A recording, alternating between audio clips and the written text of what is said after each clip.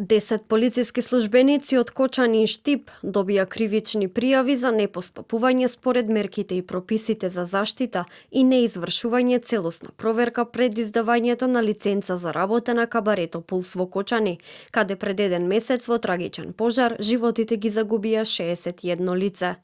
Како што информира од Министерството за внатрешни работи, пријавените до Министерството за економија тврделе дека објектот поседува елаборати за заштита од пожар и нема пречки за јавниот ред и мир и сообраќај.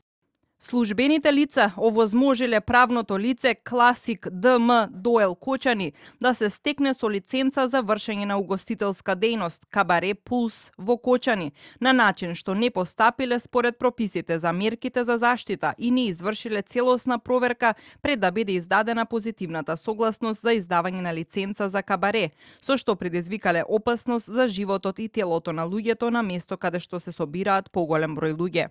Од основното јавно обвинителство пак велат дека ја прошириле истрагата за пожарот во Кочани. Оттаму побарале мерки за предпазливост за 7 од 10 мина осомничени, бидејќи тројца се веќе во притвор, а по едно лице се уште се трага. Постои основано сомнение дека осомничените во временскиот период од 7 декември 2012 година до 21 јануари 2022 година, како соизвршители, сториле кривично дело, тешки дела против општата сигурност. До сега со истрагата за пожарот во дискотеката Пулс во Кочани опфатени се над 60 физички и 3 правни лица, меѓу кои сопственикот на дискотеката, сегашни и поранешни градоначалници на Кочани, поранешни министри за економија, поранешни директори на државниот пазарен инспекторат и полициски службеници.